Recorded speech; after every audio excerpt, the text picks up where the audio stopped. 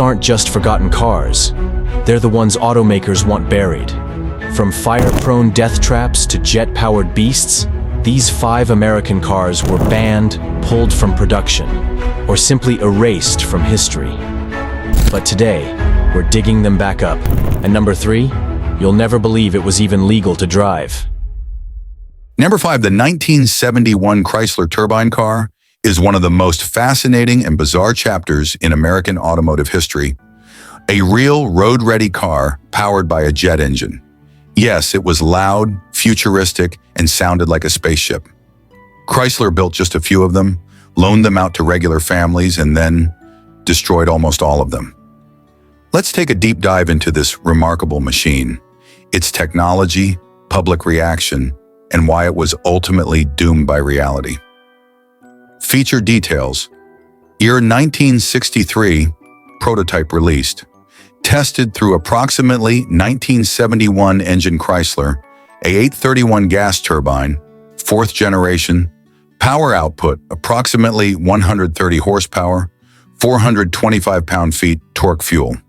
Type almost anything, diesel, kerosene, even tequila.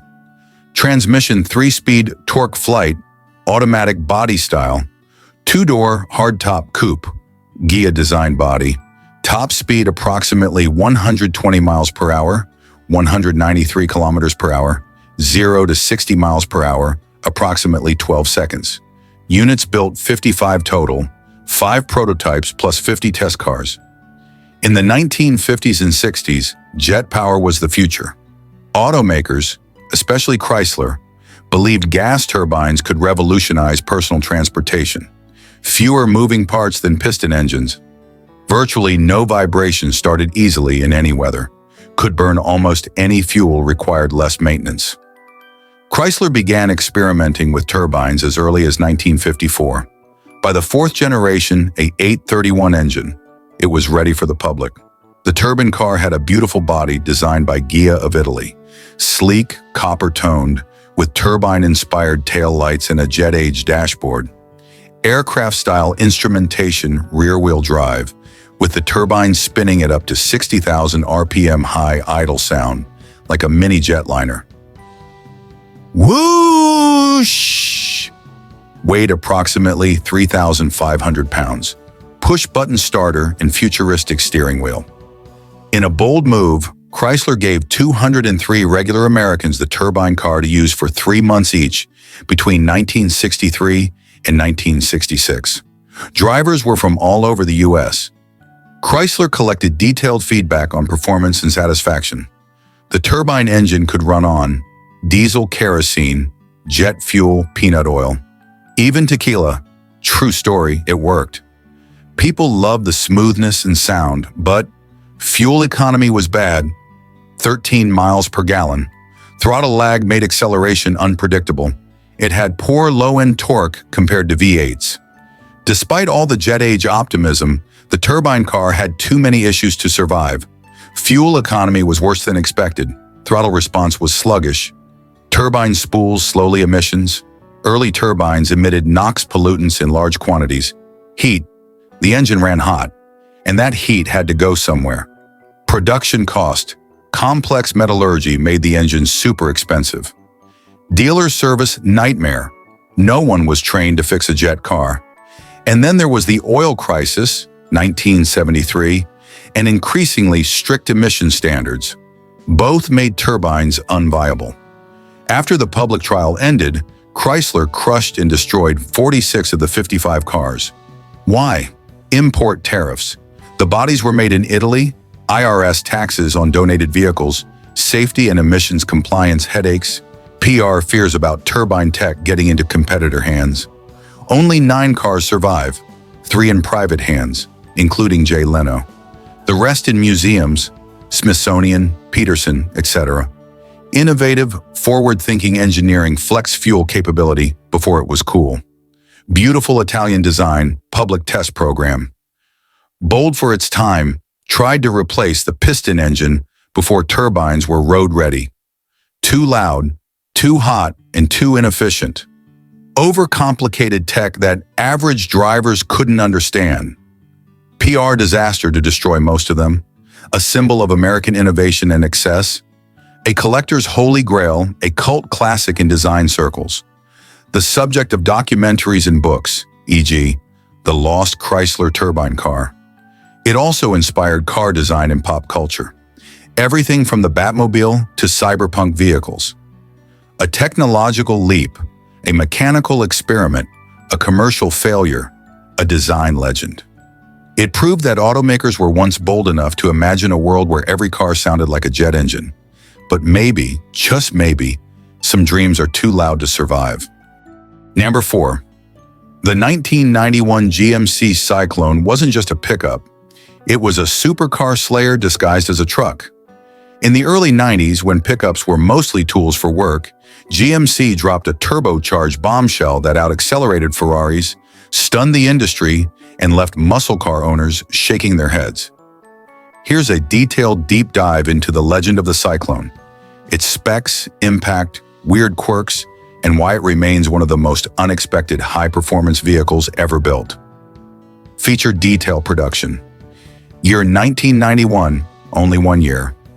Units produced 2,998 engine 4.3-liter LB4 turbocharged V6 horsepower, 280 horsepower torque, 350 pound-feet transmission 4-speed automatic, 4L60, drivetrain full-time all-wheel drive, 35% front, 65% rear, 0 to 60 miles per hour, 4.3 seconds, quarter mile 13.4 seconds at 98 miles per hour. Top speed approximately 124 miles per hour. Base price, $1991, approximately $25,500. The Syclone took the humble Sonoma compact pickup, loaded it with turbocharged madness, AWD traction, and sports cartoon suspension, creating something nobody expected. Mitsubishi TD06 turbocharger and Garrett intercooler, forged internals, stronger pistons and crankshaft, liquid-to-air intercooling system, Borg-Warner, AWD transfer case, lowered sport suspension and wider track, upgraded brakes and anti-roll bars, ZQ8 Sport chassis package. All this turned a grocery getter into a Ferrari 348 killer. Literally. It beat the Ferrari in 0 to 60 mile per hour tests. Car 0 to 60 miles per hour, 1991, GMC Syclone, 4.3 seconds, 1991. Ferrari 348 years 5.6 seconds. 1991 Chevrolet Corvette, Z-R, 14.9 seconds. 1991 Porsche 911 Turbo 4.8 seconds. 1991 Mustang GT 6.2 seconds. The Syclone wasn't just quick for a truck. It was faster than almost everything else on the road at the time. And it did it quietly, with no big wings or flashy colors. Just blacked out paint and a lowered stance. Pure stealth. Ironically, despite being a pickup, the Syclone wasn't really good at being a truck. Payload capacity, only about 500 pounds. About as much as a couple of guys and a pizza. No towing capability. The turbo setup and AWD weren't rated for it. Single cab, short bed equals zero practicality.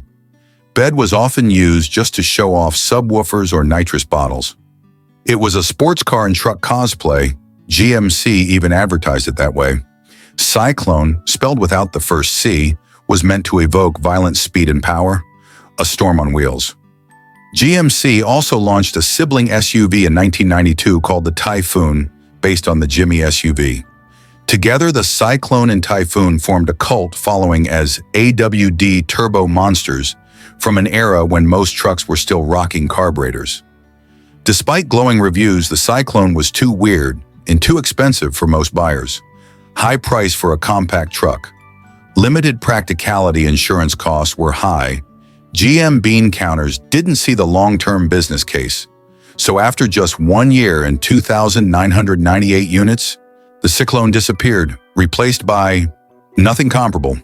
Beat Ferraris and Corvettes in a drag race. AWD gave it all-weather traction, understated and mysterious cult icon status today. Almost useless as a real truck. expensive to repair if anything went wrong, not designed for long-term production or serviceability, confused the market. Who is this for? Jay Leno owns one, featured in magazines, drag races, and even Gran Turismo. Inspired future sport trucks like the Ford Lightning and Dodge Ram SRT-10 collectible today, especially with low miles. Prices now top $50K plus for clean examples.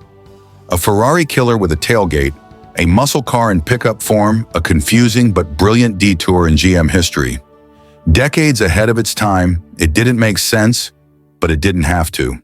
It was fast. That was enough. A 30-second teaser, English plus Kyrgyz, visual script storyboard for a YouTube short comparison with modern trucks like the Rivian R1T or Ford Lightning. Number 3, the 1987 Buick GNX Grand National Experimental is one of the most surprising, misunderstood, and downright badass American cars of the 1980s. It came from Buick, yes, the brand known for retirees, but packed enough turbocharged fury to embarrass Corvettes, Mustangs, and even Ferraris. It was the last hurrah of the rear-wheel drive muscle car era and has since become one of the most collectible American cars of the decade. Feature, details, production. Year 1987, only 1 year. Units produced 547, extremely limited. Engine 3.8-liter turbocharged V6 LC2, horsepower 276 horsepower, official. Approximately 300 plus horsepower. Actual. Torque 360 pound-feet. Transmission 4-speed automatic, 4L60 with GNX specific tweaks. Drivetrain rear-wheel drive, 0 to 60 miles per hour, 4.6 seconds, quicker than a Corvette. Quarter mile 13.4 seconds at 104 miles per hour. Base price, 1987, approximately $29,000 USD. The GNX was born from the Buick Grand National, GN, itself a turbocharged evolution of the Regal. By 1987, the GN had evolved into a true performance monster, and Buick wanted to go out with a bang. Enhanced turbo, Garrett T3 with ceramic impeller, larger intercooler with better airflow, reworked transmission with special torque converter, upgraded suspension, panhard bar, and rear axle, functional fender vents, and blacked out everything. Special GNX only wheels and badging. In an era when muscle cars were struggling with emissions and low power, remember the 170 horsepower Mustang? The GNX came in like a stealthy predator. V6, not a V8. Yet it was faster than almost everything else turbo lag? Sure, but once boost hit, it exploded forward. Sleeper looks, all black, no flashy spoilers, just menace. Even car and driver said it was the fastest American production car of its time. In tests, the GNX was faster 0 to 60 than 1987 Corvette Porsche, 928 Ferrari, 328 BMW, M3 Mustang GT Camaro EROCZ. Let that sink in. A Buick V6 automatic coupe beat Ferrari in a drag race. Why it was both brilliant and stupid. What was brilliant? Turbo V6 with real performance. 1 year limited run created instant collector status. Built in secret by McLaren engineers, beat all the big-name performance cars at their own game. Only 547 made, and expensive. $29,000 in 1987 equals approximately $75,000 today. Rear-wheel drive with tons of torque equals wheel spin city automatic only. No manual option, turbo lag was savage off the line without launch tricks.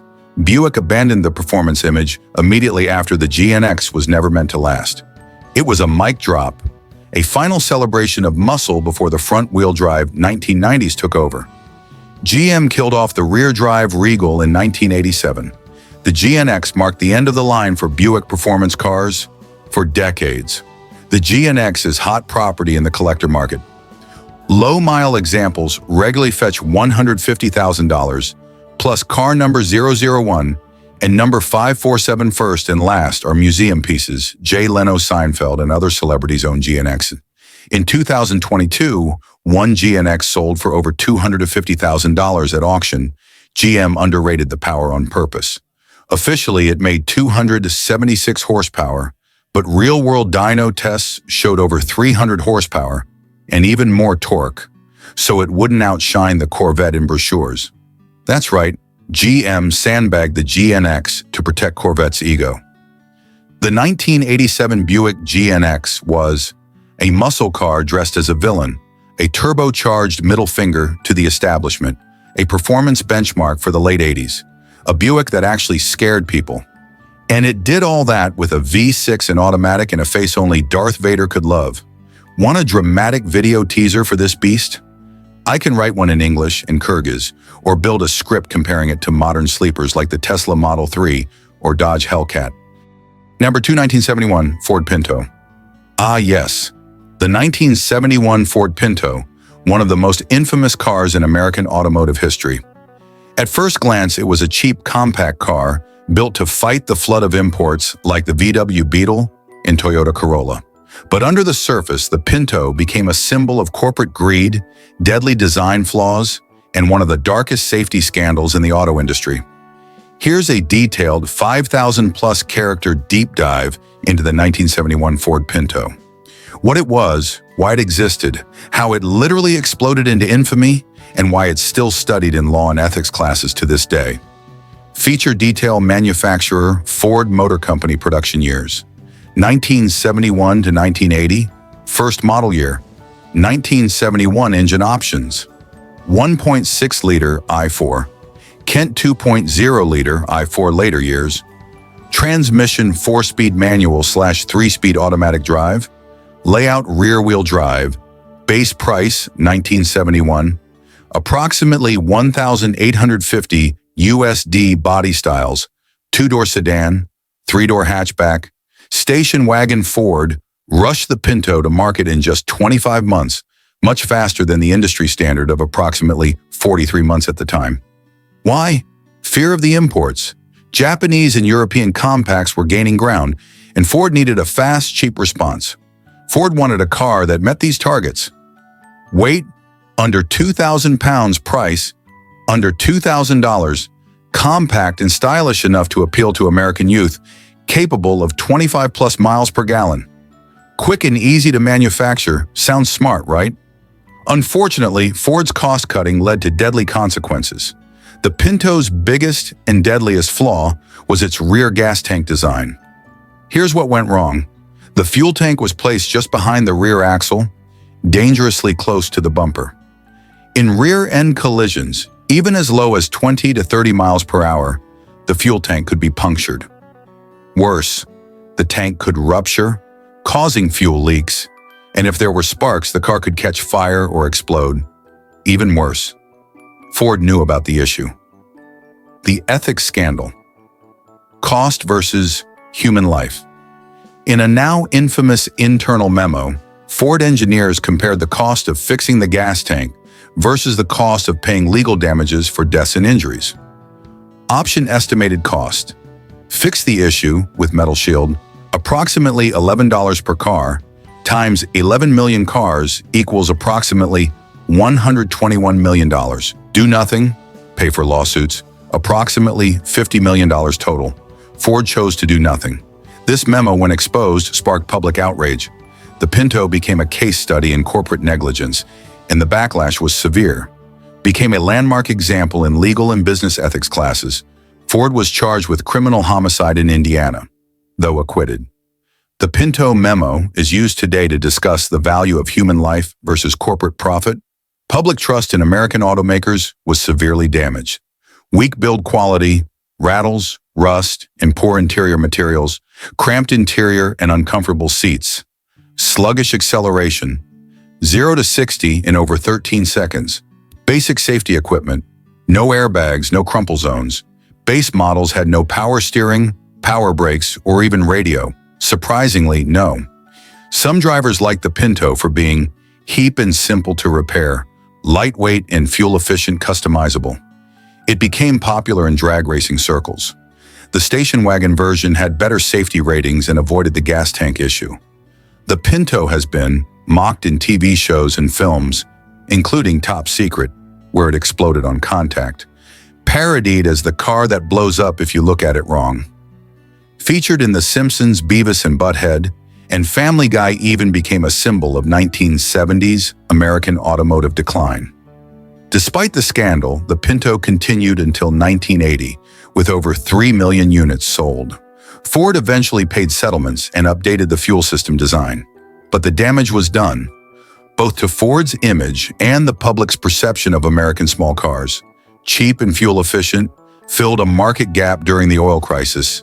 Easy to produce and customize, deadly fuel tank design, corporate cover-up and cost-benefit disaster, unsafe at even moderate collision speeds, permanent damage to Ford's credibility, a disaster on wheels, a cautionary tale in corporate ethics, a symbol of what happens when speed and cost trump safety.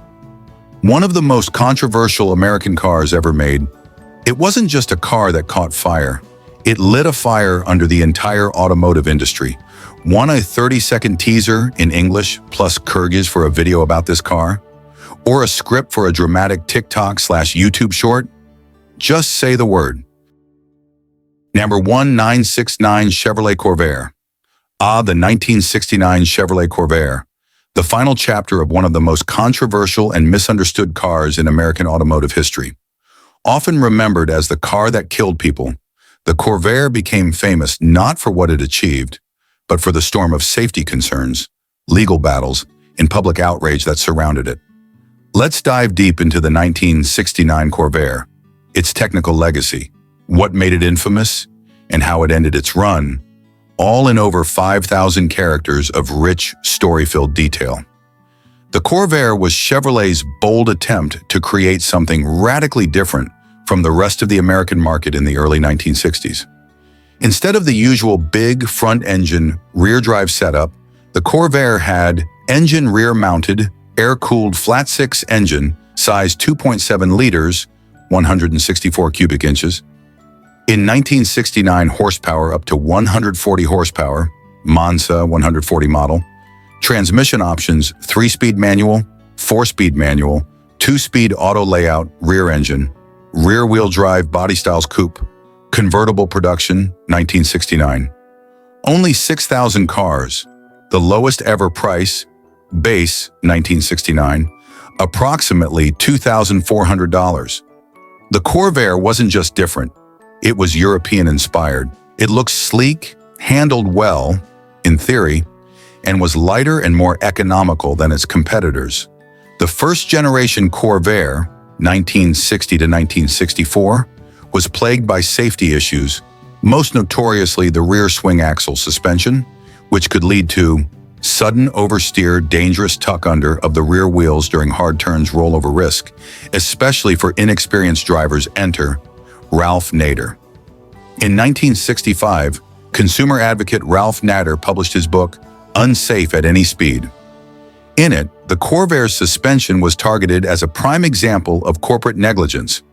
GM allegedly prioritized cost over safety, omitting a front anti-roll bar and proper suspension geometry. Nader's book devastated the Corvair's reputation, even though, by 1965, Chevy had fixed the suspension, adding a new rear independent setup. The 1965 to 1969 Corvairs were far safer and better handling. In 1972, an official NHTSA study cleared the Corvair, stating it was no more dangerous than any other car in its class. But the damage was done. The public already believed the Corvair was a death trap, and sales plummeted. The 1969 Corvair was a dead man walking. Chevrolet had already stopped advertising it. The production was moved to a side area of the Willow Run plant, where assembly quality dropped. Workers were unmotivated.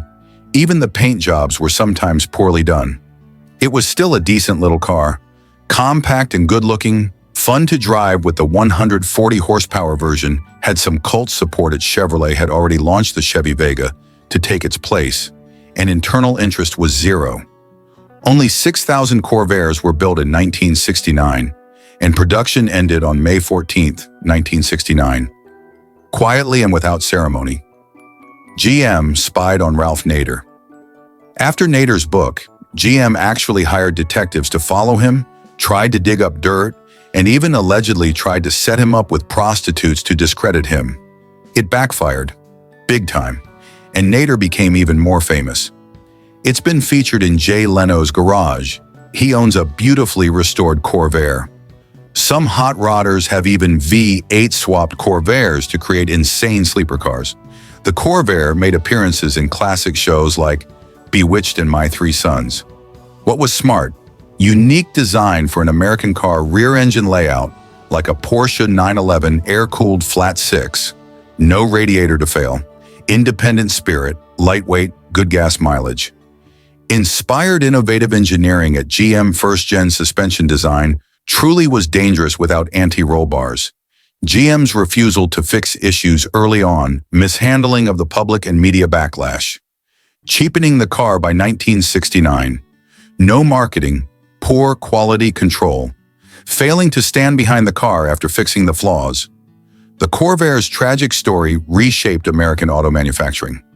Sparked major changes in safety regulation, helped form the NHTSA, National Highway Traffic Safety Administration, cemented Ralph Nader's legacy as a consumer protection pioneer, became a symbol of what happens when corporations ignore public safety. Yes, Corvairs, especially 1965 to 1969, Monzas and Corsas, turbocharged spiders from earlier years. Convertibles have gained cult status. Enthusiasts admire them for unique engineering. Stylish design, underdog spirit prices are still reasonable, but clean examples are rising in value.